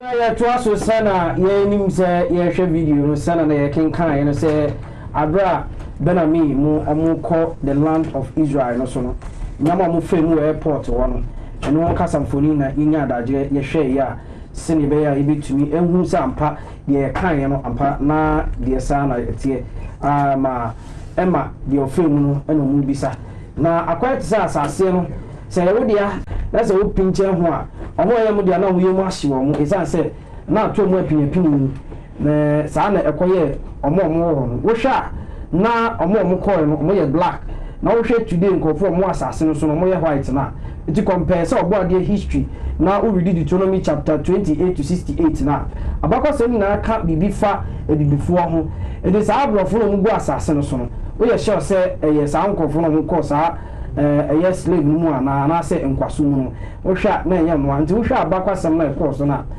etese nkofo no mu yemu ahye wo yi ebebi no bi kura mpa so mu declare se omo ya hoho na omo fa ko passport no so se na be ya o metumi anana mo te sa hoho na omo so ekwan omo pese omo kwa asase no titi o se omo fa sa akwan no so na omo didu asase no ebebi mmebi no ebre ema omo kwan ema omo be the citizen of the land ewo ekwan hodo bebre so baby apeni no pese odi edu no de ende owo ma ya se hwe sa akasamfuni no nti mekọ no na madwe na no yi se matwatoɔ efa ende de odi ma ye no na etumi akọ Israel ho na de nso wo ma ye no na edi atoa so oba yo mezi midisi ha okay wo atete sem no bebre wo ho a ye behwe na o twese na oba be mu ya onde enti midisi amakwaku so abem yo sene titi no ɔse atete sam ne de bebree edi sai bebree dia de besi ha na wotwe bi mu hia na de ho no ɔde atoa so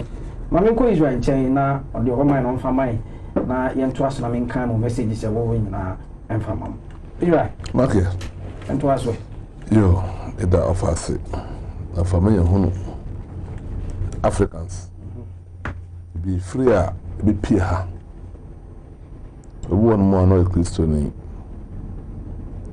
bono kremani na wato ni Hebrewism no ato atwene wa adopt religion into religion no ofise azimum na bebeboa no but so ko ahemfia no fa kire no asante hene na mbodi on bodi ka sampa omo nso be Hebrew fo e kokoma sim lebi mo maka kire asante hene se o ye Hebrew ni enkampo de omo kan de bia enkamfo kan de bia enti no movement we say no e ma ye hu nipa ye sansa echi akwenkopɔ nkyɛn ɛde no asa akɔbom nti nya na baka kyɛn sɛ mimi nye Hebrew ni mimi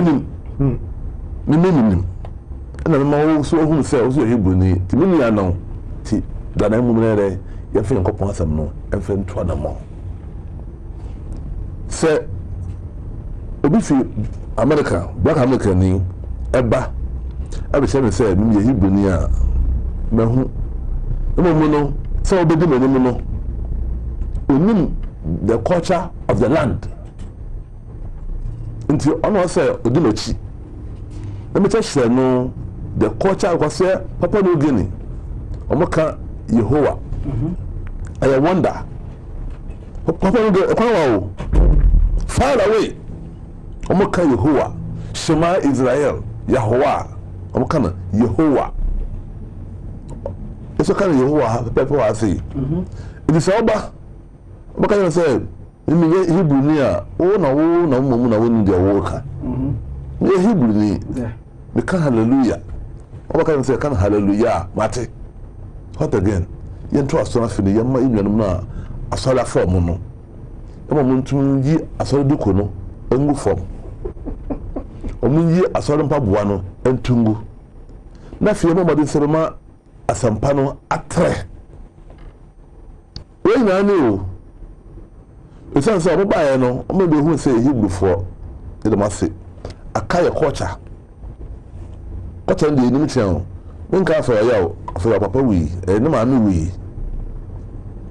na kuma se be fanchina bra na o say yakobon san yakofo mo de mo na no o mo ni nsan bo me Isaiah ne Muna video when say Israel ayo koche bua fana ensambo ne pada adato na no oboka o say bibi ko pata na fe tenaka ne konso no pepa na niase what are you going to do say that wait for me oh my girl we from America ba fantastic what be bomba ba be say your book no aka the culture of the land have to be one na we lead them enti no me na me lead gangana long queue do we ni mo atechira amamme na amanye nyina na enumunyam kase ebe ma de mo na offer amame eyase offer nchambla me kai pa sana eti am kola belu ano o me share belu afo a kekomu kunwa mu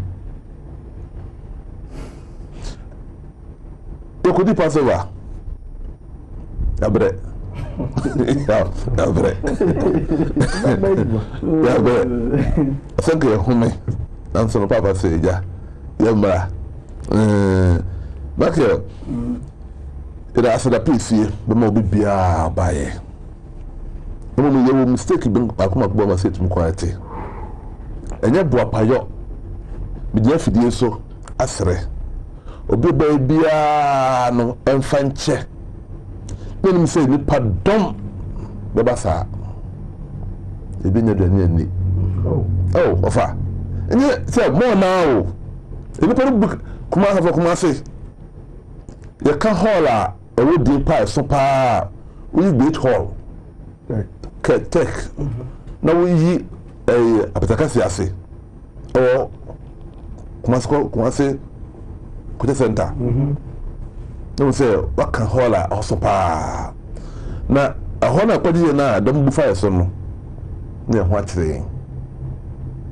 aduano no ya nyere pa ne pa bebre ano aduano sa afa ne pa ba no almost 1500 say fa ne pa ba 500 nkonya kwa say ni say ne pa ba say entino omo fanche yehunu ni man katanga tibia ya nse anko ye next year no anhwa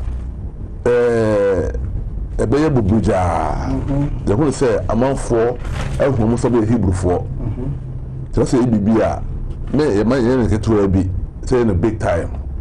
Until my fan saying, I did have a Danny in Shana, most few sono. Obi be a baby biano, a film comrano, no what dance CD, Ashana Fumuma. That's a Passover. It be like Hannah. Only Kunu, Erkana Mokoya, Uncle War, a branch of Samuel. Until Paya na 12 years, no Ushiano, no Ebisu. I feel a many a coupon, and things I was so. Christmas, mini beam. Easter, mini beam. Valentine's Day, mini beam. I feel the many a coupon, but 2 hours a common. Of Ata, Quata, what are dear? Now, pounds, I owe Mumma. The Mumma said the cry, and your tree, no banner. The banner of Juma, banner, the leader, mano. Of a on Cajon, Sodia, or the Kumunka of Watasavata, on Cajon. Or shall life. I'm watching the stream of life. I'm not catching that. What's why you keep it? Pounds and no be. City, and you see me. Not the banner. Obajuma. Put a dozen. Only Juma. A little bit of our little say, you go for outside Ghana. I don't follow Passover. Enough at and commend it. Everybody buy. Follow. If it could be good, if it could go for Kuno, Yamisuku. There be. Bobo de la so. Bobo de la so. You want go for what more? No must follow. Pitu aga for so Gambia, Gabon, Nigeria. You follow program no through Facebook no. They say afata oya dear. Enti no they are said that PC bema offer you and atravio. Omo die nim spiritually. Ama eyefe. You say inshira ebeba. Asa se kwa mpa eba. Enu ntine kopon bua next year no. Ebia na enipa no babro be 4,000. It say no kura ne yeka. Ena yenti Yama asafo bi num kwa astart o me ye big boss say Easter no o me na Passover. But it is supposed to big time. Time no ye. Na rituals na o kan ho no. O mo ntumi nka. O mo ka Passover. Na o mo de Yesu e de nka say ahye itire ho aba Christopher ya trofo. Passover no fa o mo sure Passover. Na mo Yesu the picture anka say what the time moja asano no. There be ari be no moja. You are rituals are yeah. I'm a fool who say wow. And you know, some of you are more no. The one much like a how are that and Pabonisi shade is Shira is she at the Maya, a Hebrew language in English. To be up and said that Jerusalem. So you couple about them. So and for so being a Maya crown power about them for Chemi. And renew my life. From negativity to possibility. The Yawodia. Hona in the page now, Bram Hasi. Much like Jerusalem Saturday. That is called the power of the freedom man movement. You see, the Mona. Remember the Mona sounds original beam. Remember the Mona sounds original beam. Or the whole Africa. Until the Tumla naturally see. You saw for Israel can video no. Sa ayakradwa. Jabun mai na yehwe sare na osi chirechire mu fa no eti MCA sa ye krado am jabun mai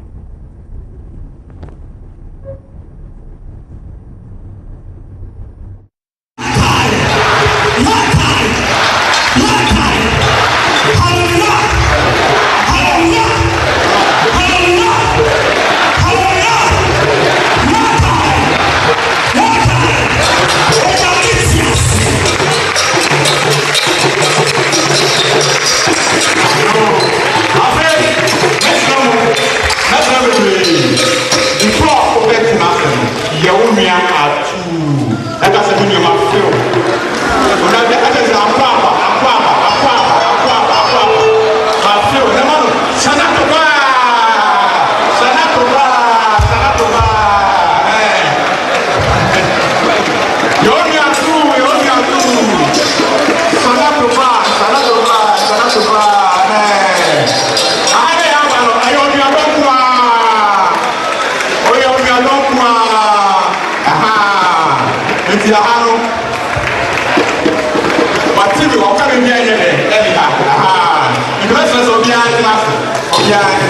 behind finance. More appeal. Now, or my opening prayer. My opening prayer, not you know. That's it, begin after. Facing the east. Aqua, you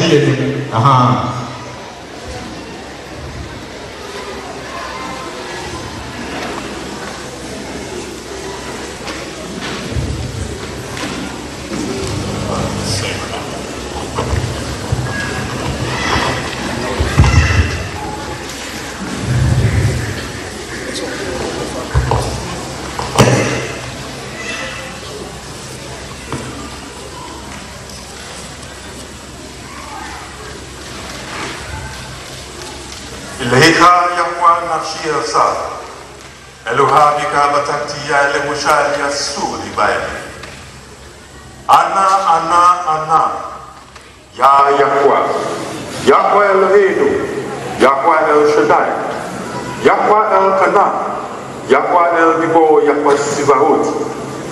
We call upon thy holy name, for thou art Yah who revealed thyself unto Benabi Hamashiach. Thou art Yahweh, who even signed covenants with men, and thou fulfilled them in thy own days. Yahweh, this day and time again thy kingdom has come.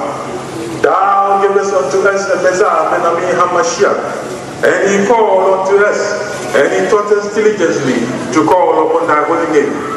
And he taught us all thy commandments and all thy statutes and all thy ordinances, that we and thou take them into bondage and into slavery. Yahweh, but thou art the faithful and the merciful Lord. For thou art Yah who called unto Abraham, and thou art Yah who made the covenant with him. And thou this day, O Father, hast fulfilled thy covenant thou made thy forefather Abraham. Yahweh, thou hast called us from the ends of the earth again, and into slavery. Yahweh, but thou art the faithful and the merciful Lord. For thou art Yah who called unto Abraham, and thou art Yah who made the covenant with him. And thou this day, O Father, hast fulfilled thy covenant thou made thy forefather Abraham. Yahweh, thou hast called us from the ends of the earth again, for thy kingdom has come. Father, and thou, Lord, have taught us commandments, statutes, and ordinances, that which shall make us wise people before all the nations. This day and time, O Yahweh, thou hast given us unto us righteous cycles, set times, and holy seasons. We come before thee, O Yahweh, for this is the beginning of months unto us. This is the beginning of months unto the house of Israel.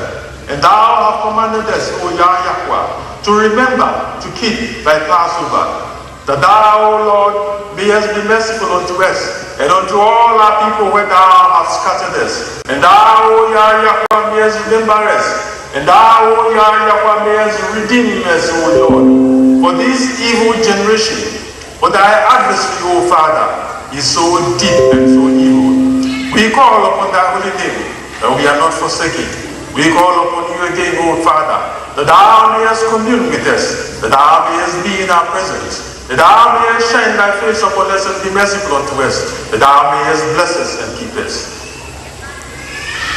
Kumma Yahweh. Beafusu iveka beafusu misaneka pipaneka. Kumma Yahweh. Beafusu iveka beafusu misaneka pipaneka. Kumma Yahweh. Beafusu iveka beafusu misaneka pipaneka. Kulam yagi behaleluya. Haleluya. Behaleluya. Haleluya. Behaleluya. Haleluya. Yakar. Yakar. Yakar. Yakar. Yakar. Yakar. Benalika.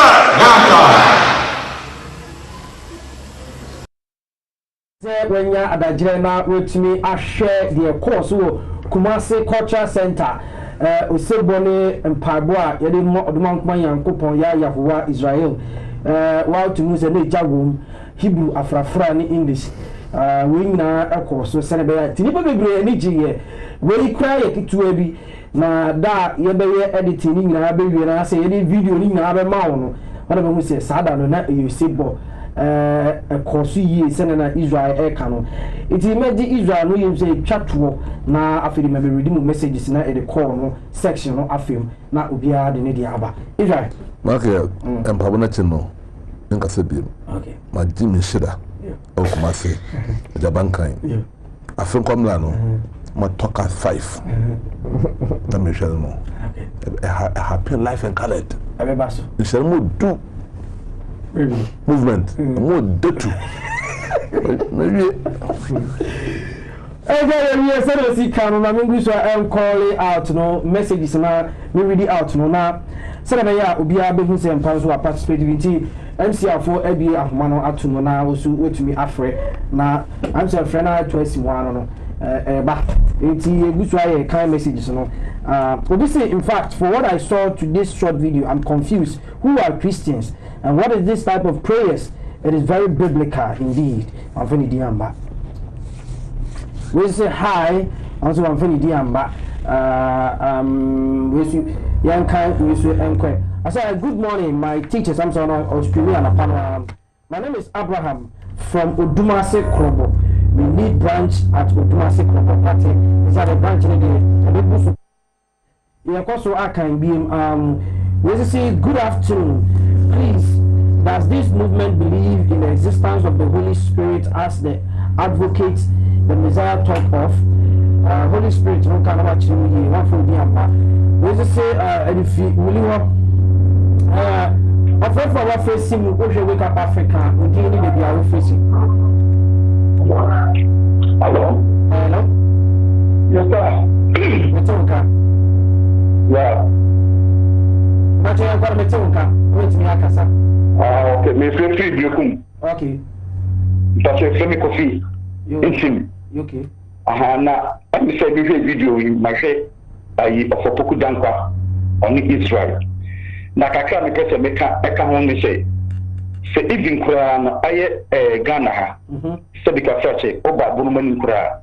Bibli tin ka say asase no binum so mu firi binum ko firi bom e pie binum so mu firi ha be bae ntutu mu se ne akwa kire se na beye yia beye fi champion fi beye akenne kakreni no afuna ne yewo Israel service no me jitu pe because bon afra no ko technia de briki fi bom briki fi to fi ye fi ba bi le bae ye re e je bi because as we need to prepare, we say the back of the function, and to cry, the back of your pump a year, the Kenya will need to fulfill because that's an idea. No, after you die. Yeah, that's it.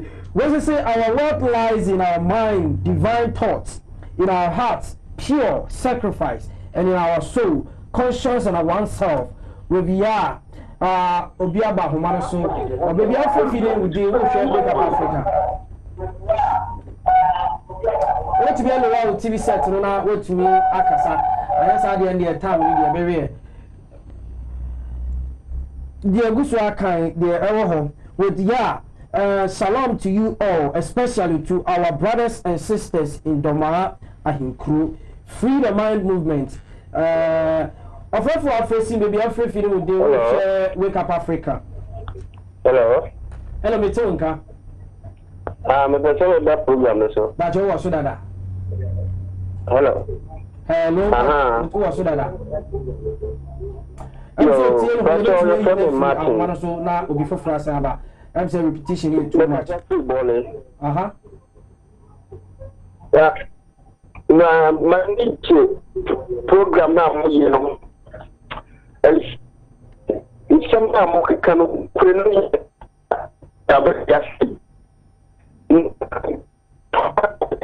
the network na mbacho mu yini fiso na ofofo mba. Okay, ya gusu aka sana do man him Free the Mind movement get conscious from Willie Kumasi so that say the only back. Offer for facing baby afraid within Wake Up Africa. Hello. Let me talk. Good afternoon. Afternoon. Good afternoon. Afternoon, me tonka. If I saw me Facebook media. Yo, mama yanko. If I saw your program, no na. Program no your share. The nyamia se bibia ko yi. Okay. Ya do ba dia se bibia ko so pepe. Ye ndi no ye ntini ama so ye ni age. Oni amakwa akoye wo nyina. ye bom pa ye se oba de ma afoforo ense ne nsempa no muntu ho anamo na mpa ye de mbre ye nyina ye bom pa ye se ne amokoye ye nyina omukoye omunye nsira wo na yenso ye hu ana ya hu fo akwa ye se ye hu nyame bi na wotsi ase ye ba somon ye da ma se wo ne amoguso ye mai ye do fa ya nyina ase nso ye da ase ene dia wo so odi aba ye guso aka messages no sane ne tie ne be call normal SMS no so normal SMS no so no the ebani. Good afternoon, I'm Iceman from Ankafo Mental. Hello. Sabah shalom. But your baby offer fini within. Me I took that friend Dugan. But your twaso meet you. Me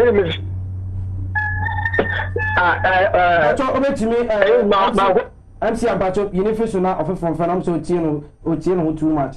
Please, do you mean that we blacks are the Hebrew people?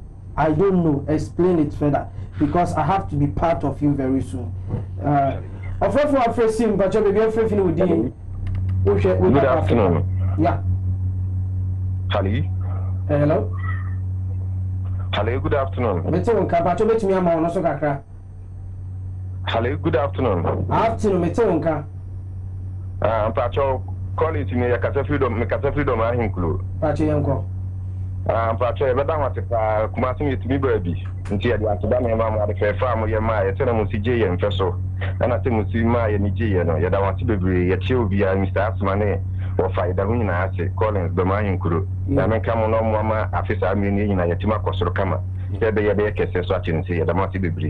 yeah, that's the pass Udiaba. Your question I can messages and I say, good afternoon, wise men, please help me understand. Why did God choose a particular group of people as his when he created all? Does it mean God is biased, or you offer for a first sim being Wake Up Africa? Hello? Hello, Bacho, me tell you, be afraid you within Ocean Wake Up Africa. Blame my caprati. Okay, young Quaja. Yet nobody asks what they are. It to me, I could share a commerce. I get yet the young thing for 2 years. They won't come up from no, or what get to me tonight. That's it. Then I Israel can. But a bay, but you can't tell. And the Babisia, yes, that battle for your bed yaba. You have some comma, that battle for the other kind of one to me a buyer.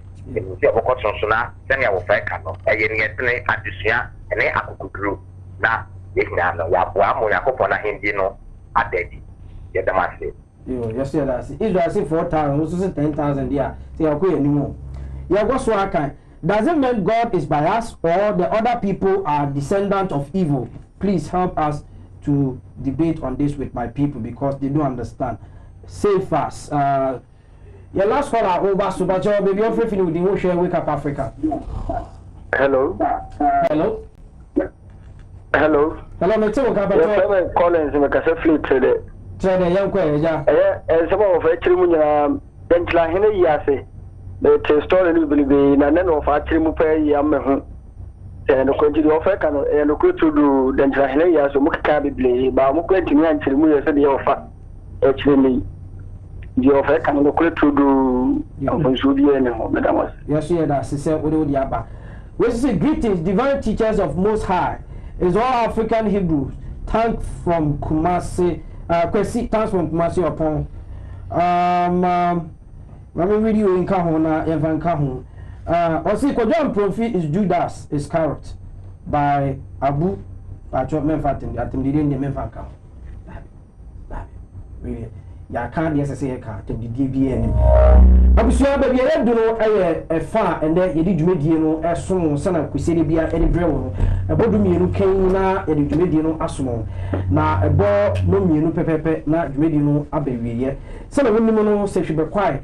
Meeting the cost war and team Homo say now what be seen Misia na yesua de SNC call that news should be quite branch no sa so na achichide ene somwa mate me de dini die say mo nim no ba chami almost omenya class 15th of April 2023 time no ye 10 a.m.